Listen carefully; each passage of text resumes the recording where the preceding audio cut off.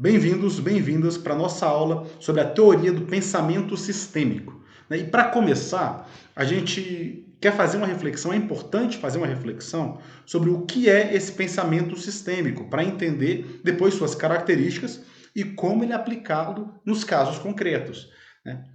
E antes de entender pensamento sistêmico, vamos entender o que é um sistema. Um sistema, ele é um conjunto de tarefas que são executadas, e que recebem insumos de entrada e geram um resultado que é a saída desse sistema. Então, eu tenho uma entrada, dentro do sistema acontece um processamento dessas entradas e, ao final, sai a saída. Deixa eu dar um exemplo muito concreto de um sistema fácil de entender.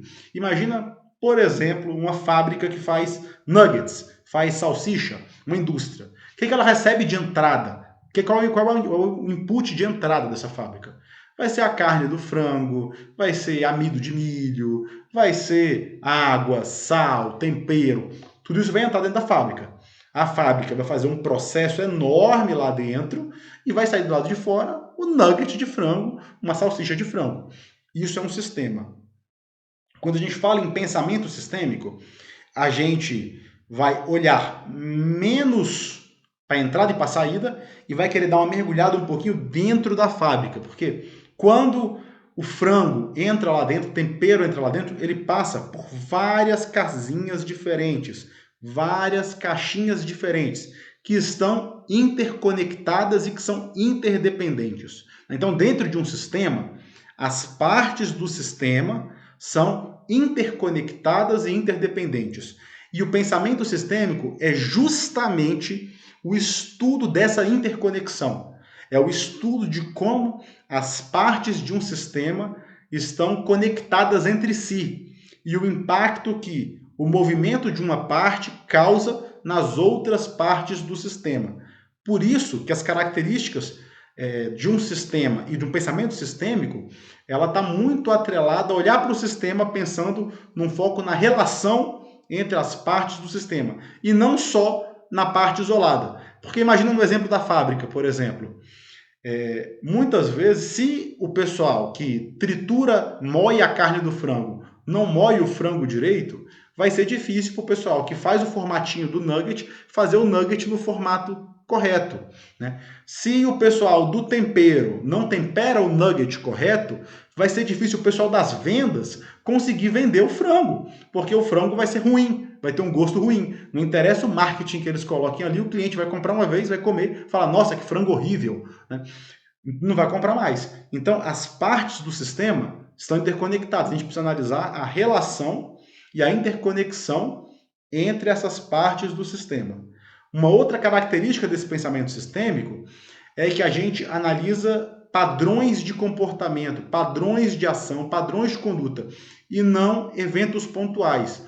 Porque dentro de um sistema, se eu tenho um erro naquele sistema, eu tendo a perpetuar esse problema ao longo do tempo.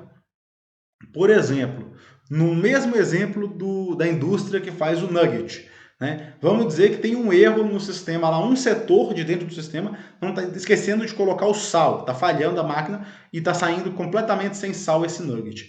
Esse padrão ele vai se repetir ao longo do tempo e ele vai gerar várias externalidades negativas, ele vai gerar várias consequências negativas para outros setores que aparentemente não estão conectados com esse setor inicial, que é o setor que tempera o nugget. Você entendeu? Por exemplo, o setor de venda vai ter dificuldade para vender, o controle de qualidade do sabor vai ter dificuldade de testar o controle de qualidade do sabor, talvez a falta desse sal, desse tempero, deixe a massa um pouco mais mole, fica difícil de fritar lá na hora o nugget, não vai ficar com um formato bonitinho. Então a gente busca analisar padrões dentro de um sistema, que são padrões que vão se repetindo, se propagando dentro do sistema. E uma terceira característica importante é analisar os efeitos colaterais e as consequências de longo prazo de uma ação dentro do sistema. Justamente porque as partes estão interconectadas, muitas vezes uma mudança que parece pequena, lá no comecinho de um processo, pode impactar absurdamente a saída e o resultado final desse processo, sabe? Eu lembro de um caso interessantíssimo. A legislação de algum estado dos Estados Unidos, eu não lembro certo qual que é o estado americano, mas ele resolveu equiparar a pena de morte à pena do roubo. Então, se a pessoa roubasse, ela pegava X anos de cadeia. Se ela matasse ou praticasse um homicídio, ela pegava X anos de cadeia. Qual que era a intenção do legislador? Reduzir a quantidade de roubo, porque ele agravou a pena do roubo. Só qual foi o resultado desse efeito dentro do sistema penal, lá na ponta? Não foi reduzir a quantidade de roubo, mas foi aumentar a quantidade de homicídios.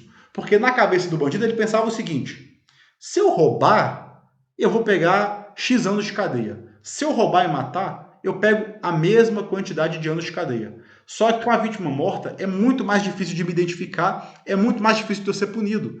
Então, para mim, vale muito mais a pena eu roubar e matar a vítima do que eu roubar e deixar a vítima viva. Então, quando o legislador igualou as duas penas, o resultado final foi horrível, apesar da intenção ser boa lá no início. Mas ele não teve um pensamento sistêmico. Ele não pensou como aquela alteração lá na ponta do sistema, que era a pena do roubo, iria impactar o resultado final que ele queria, que era a redução desses roubos. Então, a gente precisa pensar de forma global, de forma holística. Essa é a razão do pensamento sistêmico. E aqui dentro do Senado Federal faz todo o sentido, porque não interessa o setor que a gente esteja, por menor que seja, por mais irrelevante que ele possa parecer esse setor. Né? Você fala, caramba, eu setor muito pequeno, tem 3 pessoas, a gente faz um processinho pequeno, mas aquele processinho pode ter impacto gigantesco lá na frente. Então, a gente precisa, a todo momento, olhar para o todo. Aqui no Senado, eu vou dar um exemplo muito simples, por exemplo. Na época da pandemia, tem uma decisão. Só pode entrar no Senado Federal de máscara e testado para o Covid. Você fala que era uma decisão simples, é uma decisão pequena. Mas quantos setores essa decisão vai impactar? Ela vai impactar dezenas de setores. Por quê? Eu tenho o CIS, que é a unidade técnica, que vai ter que especificar termo de referência para contratar máscara e teste de Covid. Eu vou ter que treinar os terceirizados para poder aplicar os testes nas pessoas que estão aqui dentro. Eu vou ter que falar com a polícia para a polícia fazer esse controle de acesso. E para os terceirizados da segurança, que fazem esse controle de acesso. Eu vou ter que ver se tem orçamento e dinheiro para contratar, porque se não tiver, eu vou ter que fazer uma mudança orçamentária para poder fazer essa contratação. Eu vou ter que validar com a advocacia se eu posso forçar as pessoas a fazer o teste ou impedir o acesso delas, caso elas não queiram fazer o teste. Se é juridicamente possível ou não.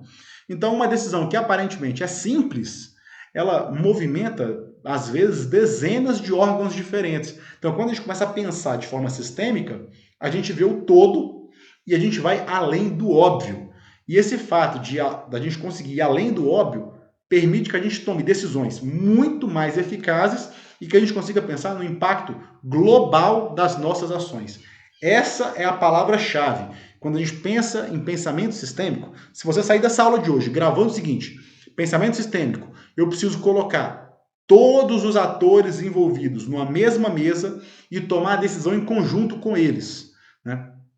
Não é que todos os atores vão concordar com a sua decisão, mas eu preciso ouvir todos. Todos têm que estar na mesa juntos. Todo mundo que vai ser impactado precisa participar desse processo decisório de alguma forma. Porque se eu não fizer isso, corre o risco de ter uma cifra escura, uma externalidade escura, um problema oculto que eu só vou descobrir durante a execução. E aí a minha decisão vai ser muito ineficaz, como foi o caso na decisão dos legisladores nos Estados Unidos. Ninguém conversou com a polícia, ninguém conversou com o psicólogo, ninguém conversou com um advogado criminalista. O legislador achou que aumentar a pena era tudo bem, aumentou a pena, maravilha. No final, ao invés de reduzir a quantidade de roubo, ele foi aumentar a quantidade de homicídio. A decisão foi muito ruim. Pensando em pensamento sistêmico e considerando todas essas características que a gente conversou, a gente consegue intuir 3 princípios completamente interconectados com essa ideia de pensamento sistêmico. Né? O primeiro é óbvio, é a interdependência entre as partes que formam um sistema. E o Senado Federal é um grande sistema. Então a gente precisa analisar as nossas ações, nossos processos, nossos projetos, nossas decisões com base no todo, pensando na interdependência entre as partes que compõem esse sistema. O segundo ponto é um princípio da retroalimentação, que é o seguinte, o próprio sistema alimenta o sistema. Então, as nossas ações dentro do sistema podem ter um impacto negativo ou positivo dentro do processo como um todo. Então, dependendo dos padrões que a gente repete dentro desse sistema, a gente pode enfraquecer ou fortalecer a chance da gente conquistar nossos objetivos. Então a gente tem que ter cuidado com as ações que a gente adota dentro do sistema, precisa ser muito bem pensado. E o terceiro princípio é o da causalidade não linear, que o exemplo dos Estados Unidos mostra muito bem isso, né? Uma decisão, por menor que ela seja, ela pode gerar uma consequência gigantesca lá no futuro, porque a causalidade não é linear, não é 1 para 1. Uma mudança aqui, às vezes, impacta 3, 4, 10, 20 setores diferentes. Então, a mudança pode parecer muito pequena e irrelevante para o seu setor.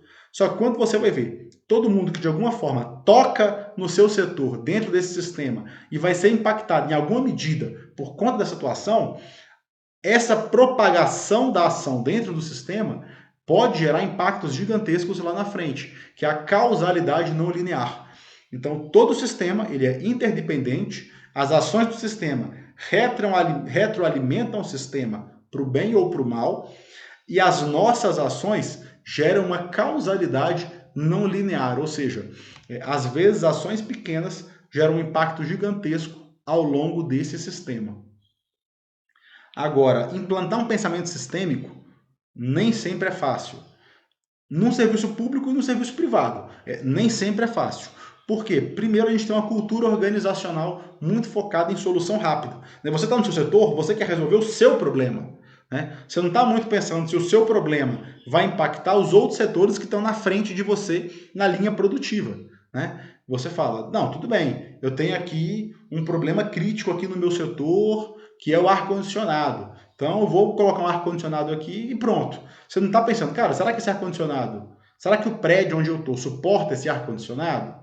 Será que não vai sobrecarregar a rede, vai gerar um problema lá para a infraestrutura? A gente tem o hábito e a cultura de olhar para o nosso próprio umbigo e não para o sistema como um todo. Então, essa questão cultural é importantíssima para que a gente consiga começar a mudar a forma de gerenciar o nosso trabalho e o Senado como um todo. O segundo ponto é a falta de comunicação entre os órgãos e os setores. Se eu estou tomando uma decisão aqui e essa decisão pode impactar os outros setores, eu tenho que, em alguma medida, comunicar com eles para entender qual é a opinião deles, qual é a percepção deles, quais são os riscos que eles veem, o que pode dar errado no meu projeto. Essa falta de comunicação entre os setores é uma barreira gigantesca para o pensamento sistêmico, porque eu vou ter que sair da minha zona de conforto e interagir com as outras áreas do Senado, obrigatoriamente. Agora não sou mais só eu, meu setorzinho aqui, olhando para o meu umbigo. Sou eu olhando para as coordenações que estão vinculadas aqui à minha diretoria, para os meus serviços, para as outras diretorias e o que impacta as coordenações e serviços das outras diretorias. Então eu tenho um olhar muito mais amplo sobre o Senado, sobre os processos de trabalho, sobre os problemas, sobre os projetos, sobre tudo.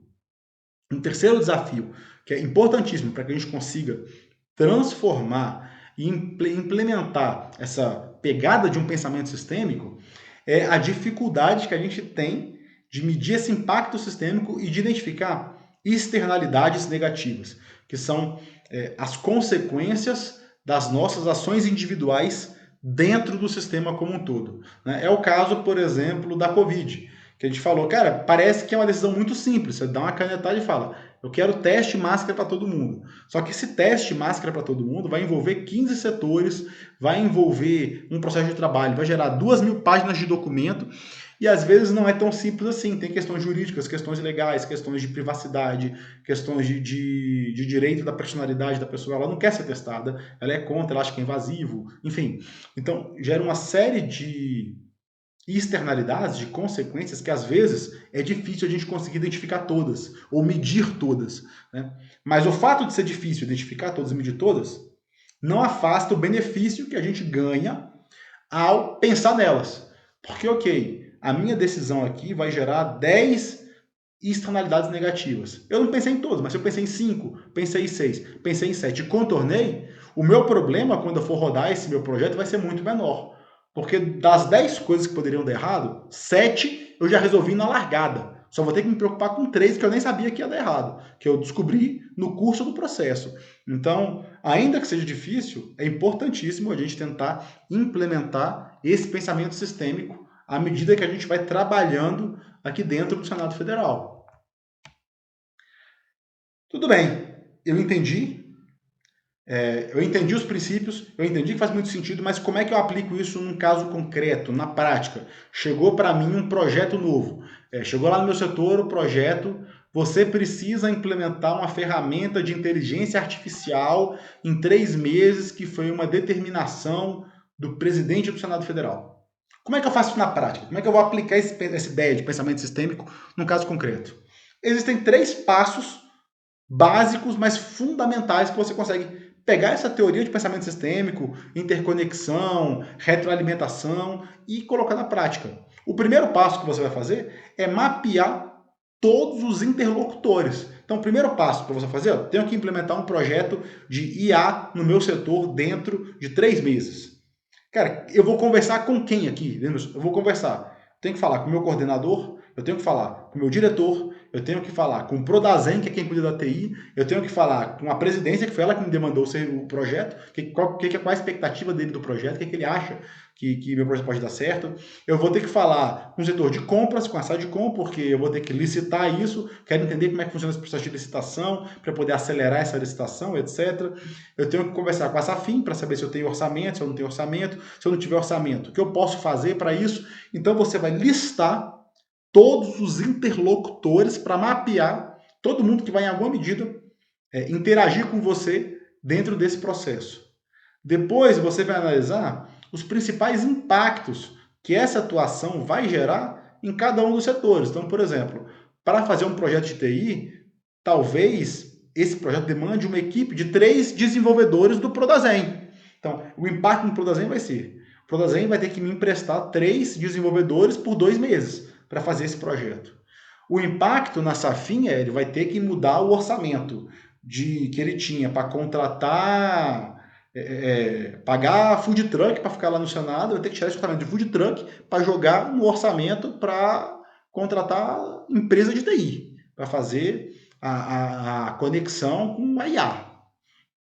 Então eu vou analisar o impacto que esse meu projeto vai gerar nas áreas que eu mapeei no passo 1. E o terceiro passo, quando eu for tomar uma decisão, eu preciso colocar todos os agentes mapeados na mesa. Então eu tenho que chegar para todo mundo e falar: galera, vou implementar o projeto de IA aqui, ordem do presidente, tenho 3 meses. Eu fiz aqui o meu mapa, eu acho que vai impactar você assim, você assim, você assim, você assim, você assim. É isso mesmo? Me fala aí, tem algum outro problema que eu não peguei aqui? Tem alguma coisa que eu consigo fazer para ajudar, para acelerar? Mas coloca todos os atores importantes na mesa. No Senado Federal, por exemplo, eu já participei de reuniões em que uma diretoria quis desenvolver um sistema e na cabeça da diretoria era maravilhoso o sistema, desenvolveu o sistema no Prodazem, 4 meses de trabalho, só que a diretoria não conversou com as outras diretorias impactadas pelo sistema.